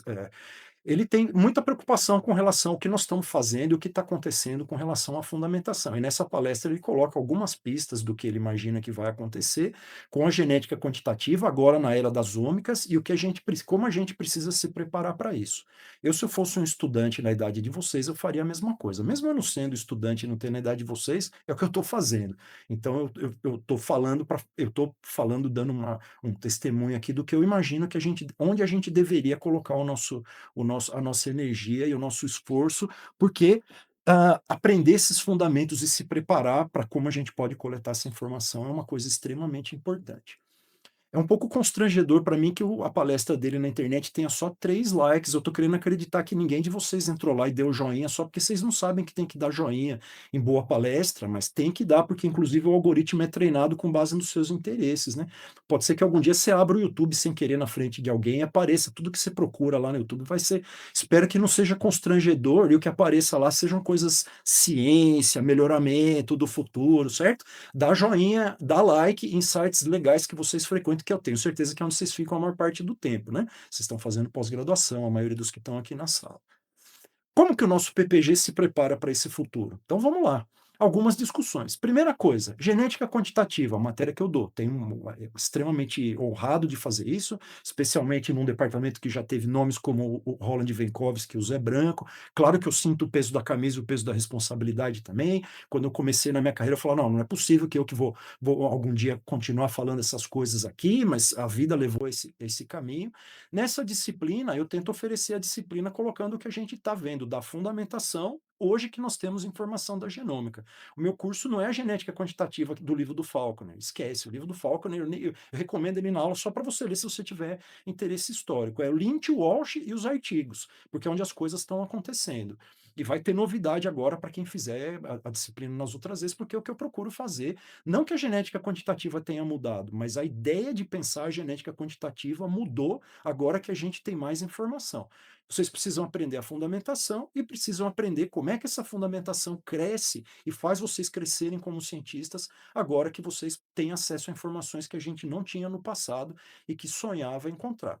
Eu me lembro do professor Venkovsky comentando, foi um dos primeiros que começou a falar de melhoramento de marcadores moleculares aqui no departamento, nos anos 90, quando ele organizava cursos de genética de populações e melhoramento, vinha gente do Brasil inteiro assistir as disciplinas e os cursos extracurriculares que ele oferecia, porque ele via futuro nisso. Ele tinha entendido o que ia acontecer. Ele falou: claro que eu sei, nossa, que legal. Agora a gente sabe que os genes podem se alocar em clusters ao longo do genoma. O efeito aditivo não vai ser só uma teorização que eu tenho. Isso aconteceu mesmo. A partir de agora eu vou conseguir estimar isso para alguns cenários, não para outros, mas eu consigo começar a conversar do que está acontecendo. As disciplinas aqui estão sofrendo uma remodelação que foi conversada com os docentes, eu já falo daqui a pouco, que envolveu todos os docentes atuais que estão trabalhando com melhoramento. Então tem assim não é um trabalho meu isso aqui de forma nenhuma, isso aqui é um trabalho do grupo, eu apenas estou trazendo os slides aqui que as coisas estão mudando. Olha como é que ficou a relação das disciplinas aqui que vocês têm acesso agora quem está fazendo doutorado aqui. Ó. Melhoramento de plantas agora foi dividido em quatro situações e que você precisa fazer genética quantitativa a partir de um dado ponto, porque você começa a aprender fundamentos, evidente, o que é melhoramento, como é germoplasma, cruzamento, base genética, centro de origem, etc. Genética quantitativa, claro que você precisa aprender o que é um efeito aditivo, o que é uma variância, o que é um breeding velho, não dá para seguir sem essas conversas, mas você vai avançando se você tiver essa fundamentação e vai andando até combinar com você poder falar de melhoramento molecular, tá vendo lá, ó? Melhoramento de plantas 4, melhoramento molecular. Se para você chegar aqui a fazer isso, você precisa ter feito genética e estatística 2 e melhoramento de plantas 2, que envolve o quê? Envolve essas duas aqui, ó. Uma disciplina de fundamentos, porque a gente recebe alunos com perfis diferentes, que precisam aprender exatamente o que é um modelo linear, o que é uma matriz, como é que estima um parâmetro, o que é um BLU, o que é um BLUP, e também depois como é que o marcador molecular chega, como é que eles co-segregam, o que é uma covariância entre marcadores, etc, etc. Você vai fazer essas coisas e aí culmina em você chegar no final e estar preparado, a gente acredita, para entender o que vai acontecer no futuro. É uma tentativa grande que o grupo está fazendo, é um esforço de todos os envolvidos aqui, envolvendo alguns professores que estão aqui, o professor Baldini que está aqui, o professor Saula, a professora Michele, o professor Fernando, eu não sei se ele está aqui na sala, os professores de melhoramento, o professor da parte mais fundamental, eu não dou aula de melhoramento, eu dou aula de genética quantitativa e de genética estatística, mas é óbvio, meu doutorado é em melhoramento e eu interajo com esse pessoal dia a dia aqui, que a gente conversa o que a gente vai fazer, tudo muito integrado com a tentativa de fazer o melhor que a gente pode e mostrar que a gente tem um comprometimento com a formação de pessoas e com a formação de pessoas. Acho que isso daqui, combinado com os grupos de extensão e com as ideias as coisas que vocês estão aprendendo e que vocês estão vendo em grupos e outros, na participação de congressos, no desenvolvimento da tese, vai colocar vocês num cenário bastante favorável para vocês poderem fazer o Brasil entrar no próximo nível, que é agora a próxima geração e o legado do futuro que a gente vai tentar colocar para vocês. Eu espero que isso aqui deixe vocês muito estimulados e muito animados para fazerem a pós-graduação de vocês, para estudarem, para se dedicarem bastante, porque eu pessoalmente me sinto muito estimulado em trabalhar nisso, é uma coisa que me motiva muito, entender que isso pode trazer algum benefício para as coisas que estão acontecendo, e a gente acredita sinceramente que quando a gente se preocupa com fundamentação, com conhecimento sólido, com leitura de artigos, com pensamento, com raciocínio, a gente vai preparar vocês para enfrentar os desafios e para também poderem aprender as práticas e as coisas que vão acontecer, que vão mudar, mas com uma base sólida que vão permitir que vocês continuem a formação de vocês. Obrigado novamente gastei exatamente o tempo que me disseram que eu tinha. Muito obrigado novamente pela oportunidade. É uma honra falar aqui para vocês. É uma oportunidade muito, muito bacana. Eu estou bastante contente aqui de ter tido a chance de colocar alguma coisa para vocês aqui. E é isso aí. Obrigado. Muito obrigada.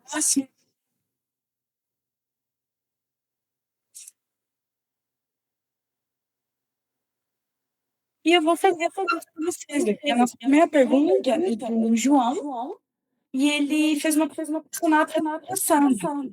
Então, a pergunta dele é a seguinte: muito obrigada pela apresentação. E quais foram os maiores desafios, enquanto melhorista, que você enfrentou ao longo da sua carreira? Muito obrigado, João, pela pergunta. Eu acho que desafios a gente tem todo o tempo, continuo tendo na minha profissão. Eu sempre digo que os maiores desafios nas carreiras da gente é lidar com as pessoas e ajudá-las a ver que as mudanças são importantes e necessárias, né? Então, eu acho que, para mim, eu digo que um dos grandes desafios que eu tive foi quando eu fui para os Estados Unidos liderar eu era melhorista de milho, trabalhei 10 anos na Pioneer Brasil, em Passo Fundo, na terra da Yasmin, próxima à terra da Yasmin, e lá, como melhorista de milho, eu também comecei a ajudar a empresa a implementar novas tecnologias na América Latina, com os melhoristas da América Latina, e depois começou a ir para outros lugares da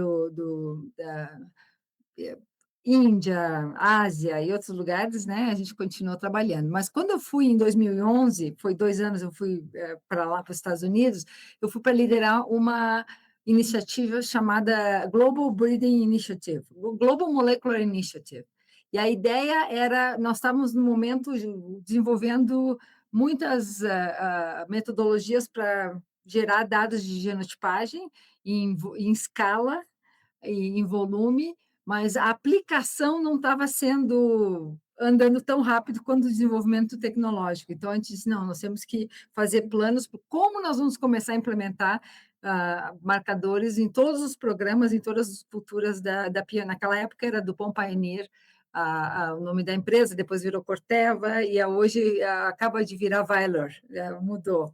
Mas, então, assim, para mim, naquele momento, nós tínhamos diversas culturas, a empresa trabalhava com 10 culturas principais em melhoramento, com muitos programas, cada cultura, o milho mesmo, nós tínhamos mais de 50 programas de melhoramento no mundo, uma coisa muito grande, e assim por diante, a gente tinha muitos programas de melhoramento em várias culturas, e cada cultura tinha a sua estrutura, e cada região, no caso do milho, tinha ainda regiões, era a América do Norte, América do Sul, Europa, Ásia, eram diferentes regiões. E os melhoristas estavam numa diferente situação de aplicar essas tecnologias. Ah, com certeza, a América do Norte estava liderando. Tinha um grupo que começou essa implementação no milho. Tinha 3 melhoristas dos Estados Unidos, eu era melhorista da América do Sul, fazendo essa implementação e desenvolvendo sistemas, e tinha também um pesquisador da Europa. Então, nós 5 somos os que puxamos para a coisa andar, e quando começou a realmente funcionar, implementar no milho, a gente disse, não, nós temos que trazer as culturas. E a gente sabia uma coisa, a gente sabia que para fazer isso, a estrutura de dados, de qualidade de dados, de experimentação, de sistemas para conectar os dados, o investimento, a única cultura que conseguia pagar era o milho, por causa do revenue do milho. Todas as outras culturas tinham que se adaptar para conseguir usar essa infraestrutura. Só que, claro, né, que soja não quer fazer o que milho faz e assim por diante. E também tinha muito desafio, o pessoal achava, não, soja e milho são totalmente diferentes, o que funciona para o milho não funciona para a soja. E o que eu aprendi, voltando aos princípios, professor Augusto, da genética quantitativa, que não importa a cultura. E depois a gente trabalhou 10 anos, nós fizemos os planos por 2 anos, e quando terminou esse período, eles pediram que eu ficasse nos Estados Unidos, daí que eu imigrei para os Estados Unidos, para daí liderar a implementação disso para todas as culturas. E esses foram, para mim, os anos mais desafiadores, porque eu estava trabalhando, não talvez no campo como melhorista, que eu amei meus 10 anos de melhorista no campo, adorava estar no campo, adorava fazer né, de estar falando com os agricultores, andando em ensaios, adorava essa minha vida, mas agora eu estava como liderando outros melhoristas a mudar as suas formas de pensar em relação ao melhoramento. Então, acho que isso foi o maior desafio da minha carreira, mas depois de 10 anos, a empresa foi toda para uma plataforma, e hoje acho que todas as culturas da Corteva usam, o Vylor, né, usam a, melhoramento preditivo bem avançado em todas as culturas, e foi possível por causa desse desafio que a gente teve uns anos atrás. Desculpe que é longa a minha resposta, mas não sei se tem mais alguma outra para mim. Eu achei ótima a pergunta, professor. Doutor, agora a gente vai para a segunda pergunta, que é do Bruno, e ele perguntou o seguinte: considerando as mudanças que o melhoramento de plantas vem passando, quais mudanças são mais urgentes no ensino de graduação e pós-graduação para formar os melhoristas que o setor precisará na próxima década? Essa é a pergunta para todo mundo, gente. Ok, deixa eu começar aqui então. Eu acho que primeiro a gente tem que diferenciar, né, Bruno? Graduação, você tem um público muito divergente que ainda está tentando se encontrar e a gente tenta, falando um jargão, vender o peixe do melhoramento para ver se a gente atrai alguns alunos. Então a gente passa um conhecimento que ele é básico, que vai no nível de utilização de um engenheiro agrônomo, de um engenheiro florestal. Né? Quando você vem para pós-graduação, são pessoas que estão mais interessadas já numa área em específica, como o professor Augusto bem detalhou aí, né, tudo que o programa de pós-graduação vem desenvolvendo. No meu entendimento e a minha visão é que qual é o objetivo? Todos nós queremos acelerar o processo de obtenção de novas cultivares. Então, todas as ferramentas que tiverem disponíveis para que nós possamos fazer isso, que desde um speed breeding, de uma seleção genômica ou de qualquer outra abordagem que a gente possa utilizar, nós devemos usar. E aí é claro que cada aluno tem o seu pendor, tem a sua maior afinidade com a área. Uns gostam mais da parte molecular, outros gostam mais da parte biométrica, e a gente tem que respeitar essa particularidade de cada um. Mas eu acredito que, sem dúvida nenhuma, nós estamos tentando nos adaptar a essa nova realidade. Eu acredito que hoje, o que eu mais vejo como um desafio para os melhoristas, tentando trazer uma visão complementar a tudo aquilo que o Augusto e a Sandra colocaram, é a grande capacidade que nós temos que ter que trabalhar com um volume muito grande de dados. Né? A quantidade de dados que a gente tem que processar hoje é muito grande. Nós estamos num programa acadêmico dentro da universidade, mas se a gente pegar uma empresa ou uma grande corporação, o volume de dados que a gente tem é muito grande. Então, a gente tem que ter pessoas que tenham essa capacidade de operar e trabalhar com esse grande volume de dados. E aí você traz informações de machine learning, de inteligência artificial, de que for. E, sem dúvida nenhuma, os alunos não podem perder de vista, é algo que eu defendo muito dentro do meu grupo, dentro do meu laboratório, uma visão holística, né? Ele tem que entender um pouco de cada um, ele tem que ter vocabulário, como a Sandra falou, ele tem que entender um pouquinho de cada coisa para conversar com os diferentes partícipes do processo de melhoramento, que vem daquela fala inicial da Sandra também, do network. O melhorista não vai fazer nada sozinho.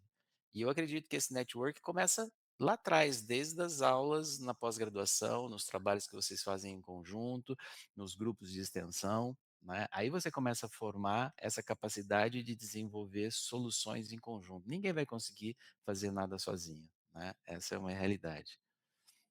Basicamente, eu acho que seria por aí, deixar os colegas comentarem.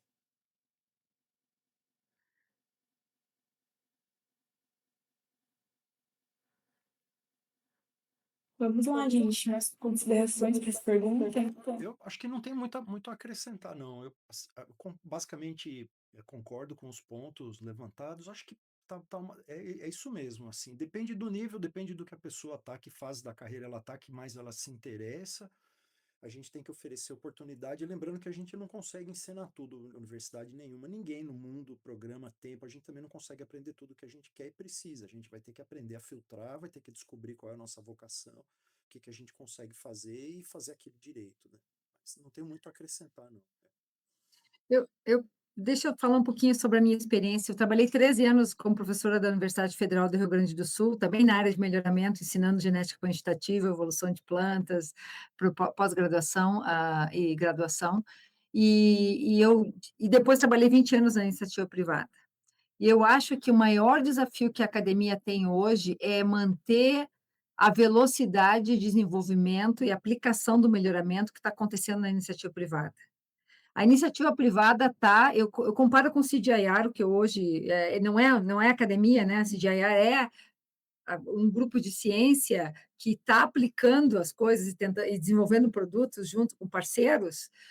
O CGIAR está como 10 anos atrás da iniciativa privada, apesar de todo o investimento em técnicas, em modernização dos programas, e não é na utilização das ferramentas necessariamente, mas na escala de aplicação disso para fazer diferença no melhoramento. Então, eu acho assim que a academia tem que se ligar à iniciativa privada, tem que oferecer para os estudantes oportunidades de eles experimentarem, seja oportunidades de fazer estágios na iniciativa privada, trabalhando, porque fazer estágios de verão. E nos Estados Unidos é muito comum, alunos de pós-graduação que vêm e ficam 6 meses, ficam o verão trabalhando nos programas de melhoramento de iniciativa privada para começar a entender que as coisas estão andando muito rápido. Eu me lembro de voltar, né, e conversar com professores que eles estavam discutindo coisas que na iniciativa privada não se discute mais, já se faz. Predictive breeding é outra pergunta aqui. Predictive breeding é a forma de fazer melhoramento hoje. E isso está abrindo assim, oportunidades para o melhoramento que a gente nunca pensou. Por exemplo, o melhoramento, você faz um cruzamento que vai ter impacto daqui a 8, 10 anos, porque por mais que você acelere, você ainda precisa fazer seleção no campo, precisa produzir a semente em escala, até você ter um produto comercial no campo, na mão do agricultor, é 10 anos no mínimo, mesmo com todas as tecnologias. Então, você tem que pensar, hoje eu estou fazendo um cruzamento que vai ser usado daqui a 10 anos. Quais são os problemas que eu vou ter daqui a 10 anos? Então, eu acho que a questão da predição, não só isso, mas o posicionamento de produtos, que no passado o melhoramento fazia por erro. Você vai plantando e quando começar a dar problema, você volta atrás e reposiciona produtos, né? Hoje, você tem predição, você tem modelos que permitem você agregar clima, solo e posicionar produtos de uma forma que nunca se fez antes. Então, acho que essa distância da velocidade que a iniciativa privada está tendo, porque tem foco em produto e porque tem um investimento alto em função, né, e o que está acontecendo dentro da universidade, que, novamente, esses princípios são fundamentais, professor Augusto, professor Baldin, continuem fazendo esse excelente trabalho de Exalc nisso aí com os alunos, mas poder ter essa ligação para entender o que está acontecendo lá na frente, em termos de aplicação e de como você faz seleção, como você pensa em desenvolver produtos do futuro, isso aqui é uma coisa que eu acho que a academia hoje, não estou falando da Exalc, talvez não da Exalc, mas que eu tenho visto, ainda existe uma distância que tem que ser conectada, da minha experiência. Perfeito, professora. Adorei essa resposta. Foi muito esclarecedor para a gente. Muito obrigada. Agora, vamos para a nossa terceira pergunta, que é da Juliana. A Juliana perguntou o seguinte: com a crescente automatização e popularização das análises utilizando IA, vocês consideram que futuramente as habilidades humanas se tornarão ainda mais importantes no melhoramento genético? Que hoje, né, gente, a IA tá dominando tudo, né? A gente pede qualquer coisa, ela consegue fazer pra gente. Às vezes a qualidade não é tanta, mas ela dá um jeitinho, né? Isso é incrível. Você tem que treinar a IA, né? Você tem que validar, mesmo na predição, você tem que criar populações de treinamento, o germoplasma vai mudando, você tem que continuar conhecendo esse germoplasma. Então, eu acho que a IA é tão inteligente quanto ela é treinada, né? E claro que com os modelos, a IA está treinando IA, o neural networks, a complexidade e o avanço disso é outro. Mas eu sempre digo que o melhorista, essa foi uma outra pergunta, o que que é por que que muita gente não quer continuar com o melhoramento, né.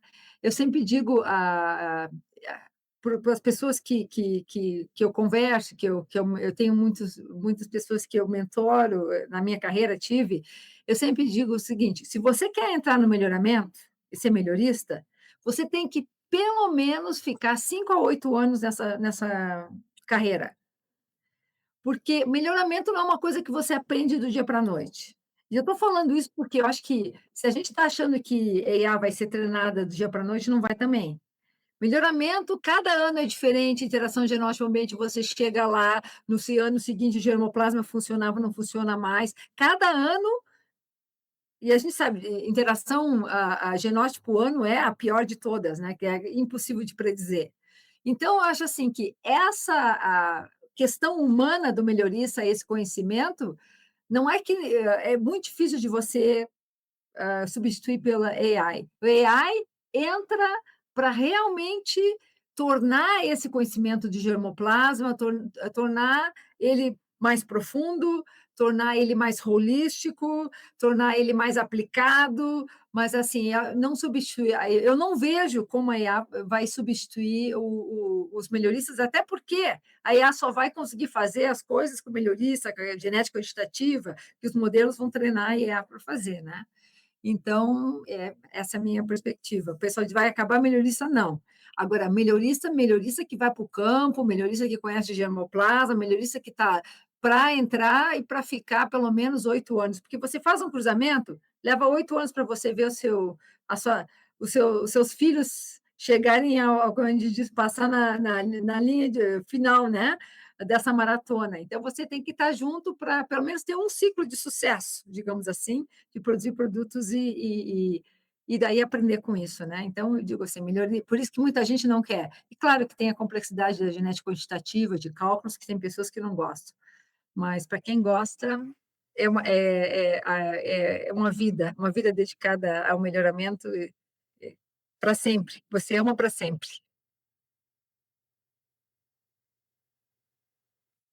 Professores, alguma colocação querem complementar?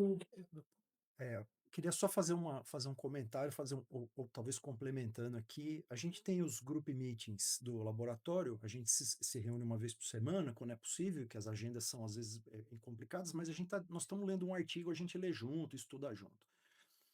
E aí, quando você chega na fronteira do conhecimento e começa a fazer perguntas a respeito da fundamentação, a gente até deu risada semana passada, ou retrasada, porque a gente estava conversando, falou: vamos perguntar para a IA o que significa isso aqui, e a pergunta é completamente sem sentido, porque não tem IA que responda uma pergunta que tem que ser um humano que tem que sentar. Quer dizer, quando você está na fronteira do conhecimento, como é que ela pode responder uma coisa se ela é treinada no passado? Como é que você vai treinar para uma coisa que não existe?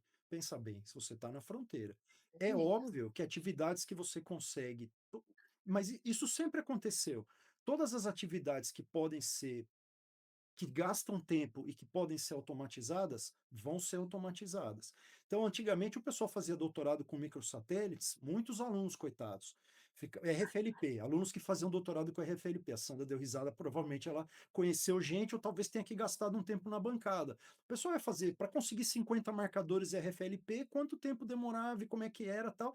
Lógico que isso vai ser substituído por outra tecnologia. Só que a questão de procurar segregantes numa população e entender o que isso representa, que um segregante representa uma informação passada de uma geração para outra, que é a base da vida, né, na Terra, o que é evolução, onde está a informação, como ela passa, isso é um humano que faz.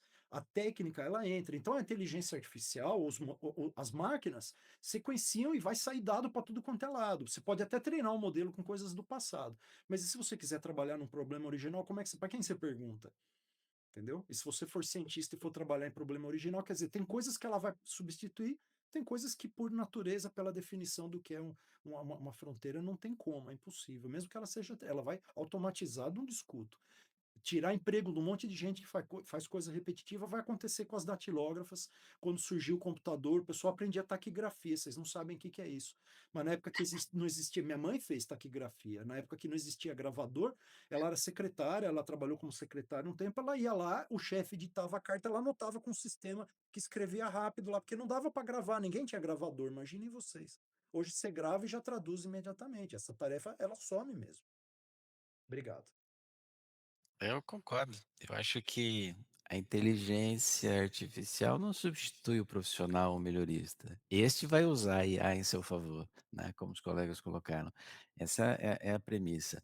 E por que eu digo isso e corroboro o que os colegas falaram? Porque a nossa a informação sobre biologia, a biologia é caótica, né? A Sandra comentou a interação genótipo por ambiente, né? Você não tem como, você pode tentar predizer ao máximo isso, a hora que acontece lá, muda um fator climático, tua predição tem que ser revista, né, digamos assim, para não dizer que ela está errada, né. Então a tomada de decisão sempre vai depender desse profissional, que tem que saber, obviamente, como usar essa ferramenta em seu favor.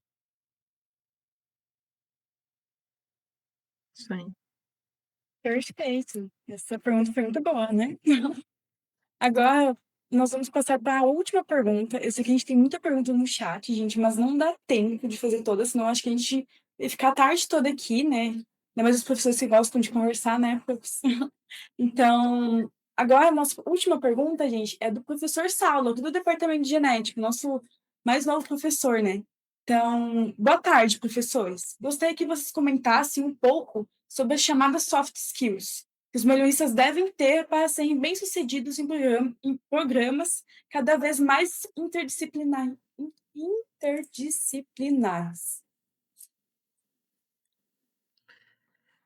Já foi o tempo que o melhorista trabalhava sozinho, ia para o campo e tomava decisão.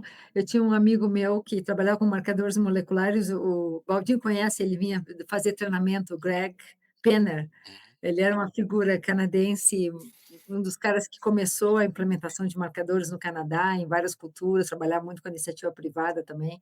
E ele dizia uma coisa, ele dizia que os melhoristas eram como generais, que eles tinham o controle, queriam estar em controle de tudo, né? E eu acho que parte da nova geração de avanço de tecnologias, eu acho que os melhoristas ficaram muito mais humildes, ou têm que ficar muito mais humildes em relação a saber que você não sabe tudo.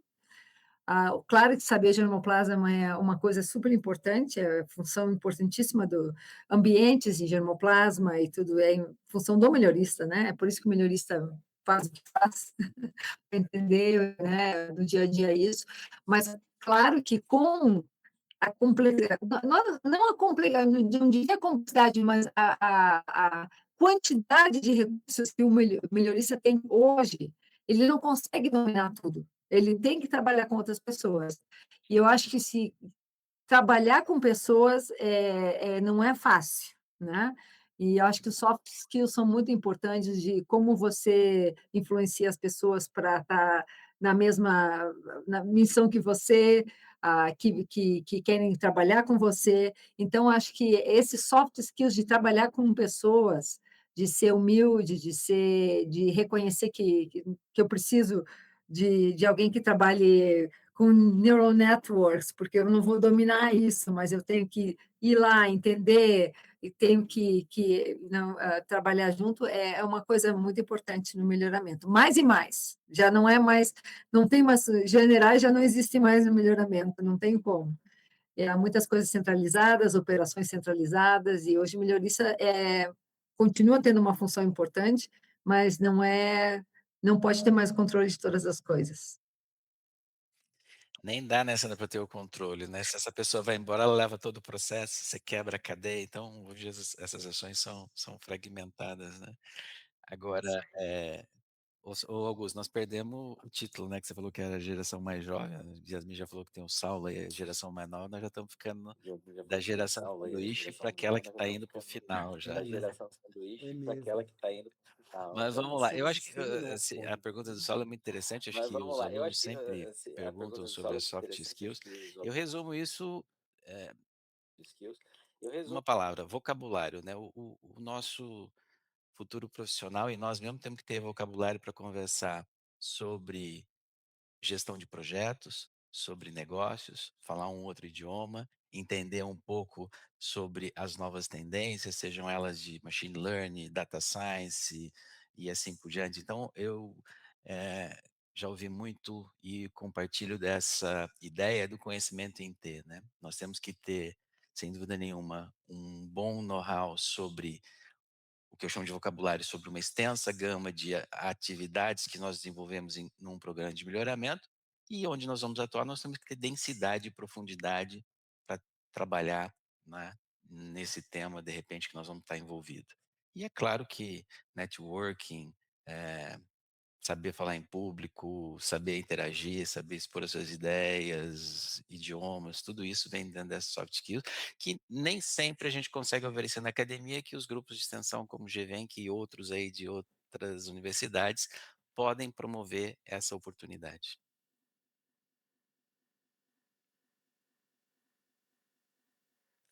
Eu sempre falava com meus alunos de pós-graduação, eles tinham sempre essa dúvida: "Professora, será que eu vou conseguir fazer tudo que eu aprendi aqui na época do doutorado? Eu vou conseguir liderar um programa de melhoramento, começar a ter na prática?" Eu dizia: "Não se preocupem com o que vocês aprenderam aqui, porque nada como a experiência que você vai ter quando tiver o trabalho." Em fato, eu diria assim que o setor privado, ele não se preocupa muito se o aluno vem com muita experiência. Claro que a experiência sempre ajuda, mas ele se preocupa se o aluno vem com uma boa formação e se ele sabe realmente lidar com as pessoas ao redor dele. É, porque você ensina o job, o resto você aprende fazendo. Com os anos de experiência você vai aprender. Mas eu sempre dizia para meus alunos: o mais difícil é lidar com pessoas. E eu dizia para eles: porque isso é em tudo. E só muda de endereço. Eu trabalhei na universidade, trabalhei na Embrapa, trabalhei no setor privado, agora trabalhando no CGIAR. Só muda de endereço. As pessoas todas têm ah, tem as suas teus egos, tem as suas suas formas de pensar, suas formas de agir, e você tem que aprender a se adaptar e a lidar com pessoas diferentes. E a coisa mais incrível é que o melhoramento é uma comunidade relativamente pequena. Todo mundo se conhece. Eu sempre dizia para eles: "Tratem bem as pessoas, porque mais cedo ou mais tarde eles podem ser o seu chefe." É sempre assim, um dia ele é seu colega, outro dia seu chefe, outro dia novamente, né, então é uma comunidade pequena. Então para mim, em soft skills é tratar bem as pessoas, saber entender, ouvir, listening skills, a gente fala, é uma coisa rara hoje em dia, ninguém mais está ouvindo nada, que está sendo bombardeado com tantas coisas, né. Então, acho que esses são coisas muito importantes. No final, você acaba trabalhando com as mesmas pessoas por muitos anos. É uma comunidade relativamente pequena.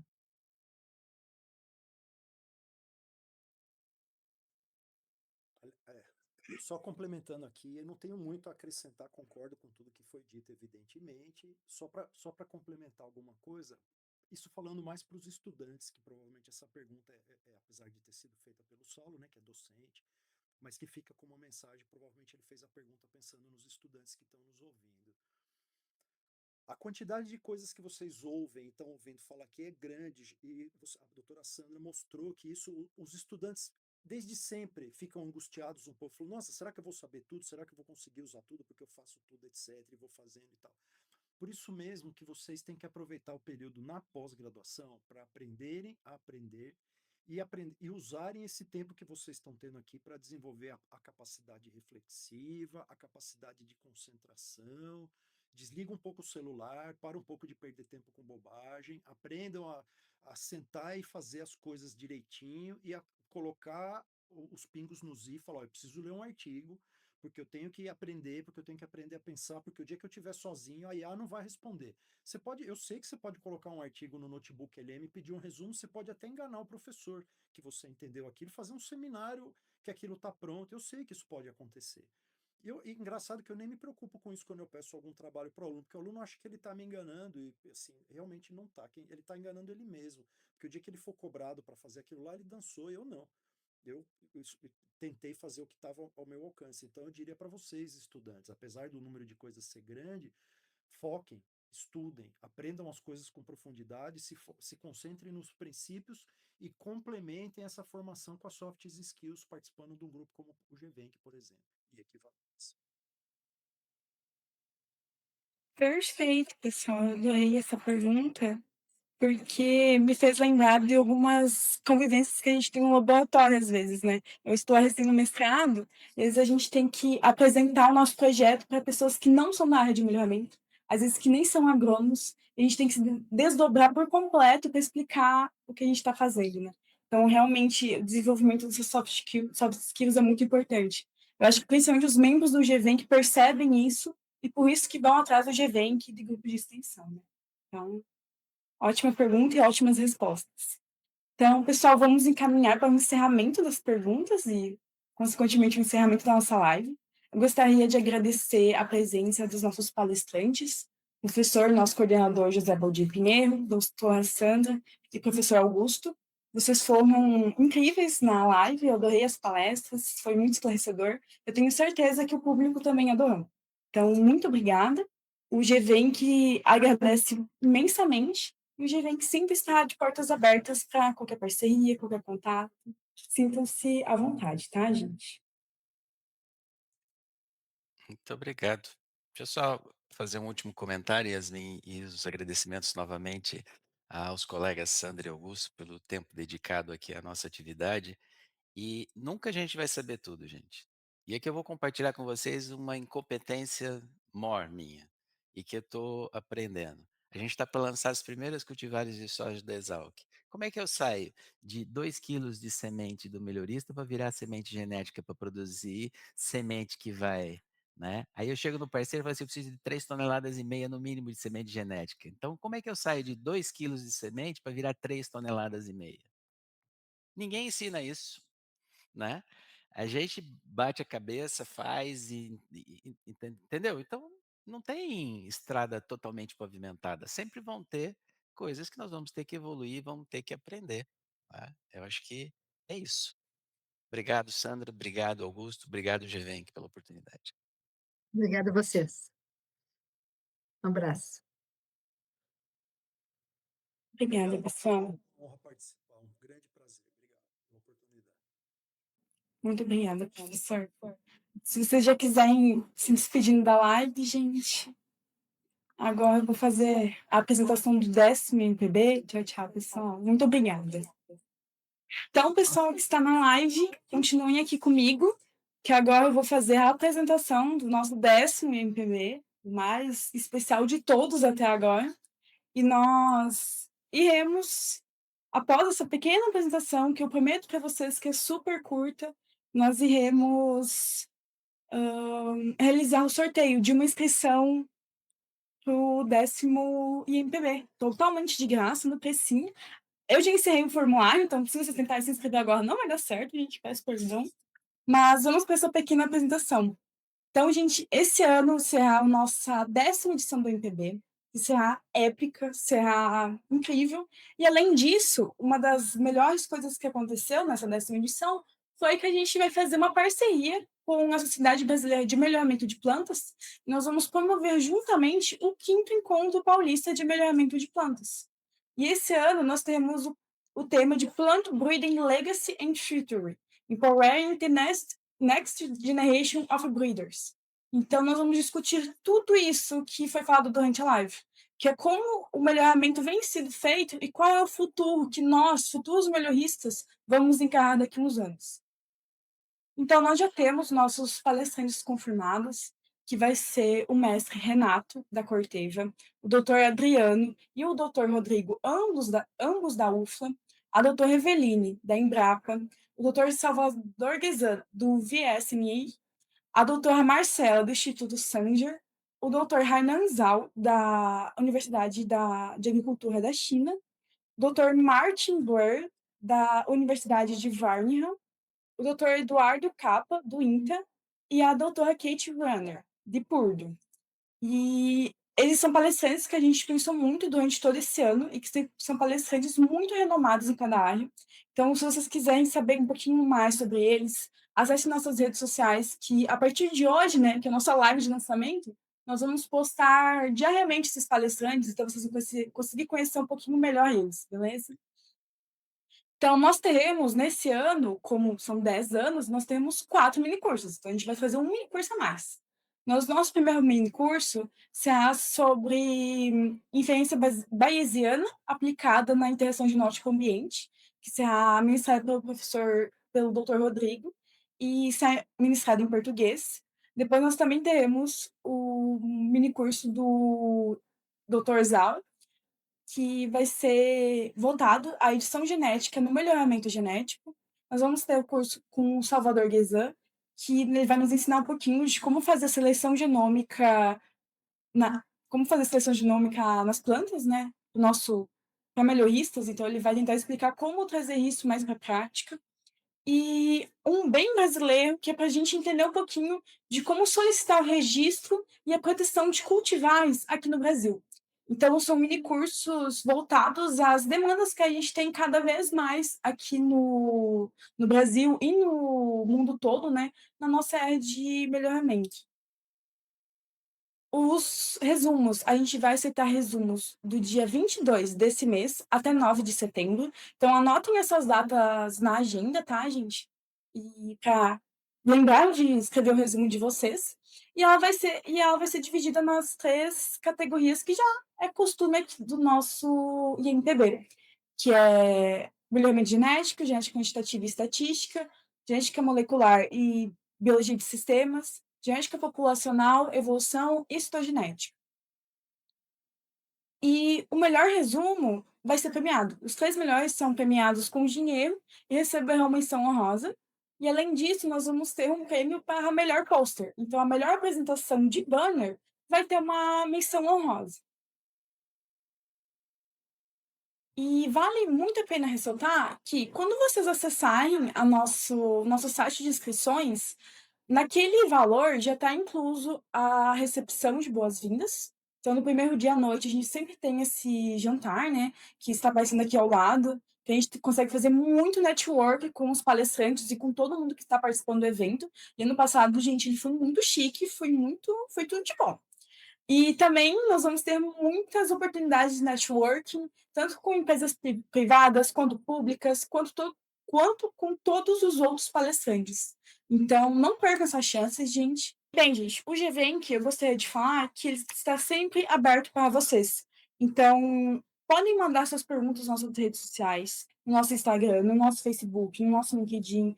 Podem achar o nosso perfil mesmo particular no Instagram, no LinkedIn, nos mandar dúvidas, que a gente é um grupo muito aberto, a gente gosta muito de conversar.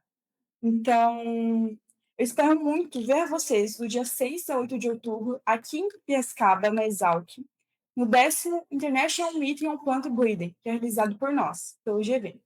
Muito obrigada, gente, e tchau, tchau.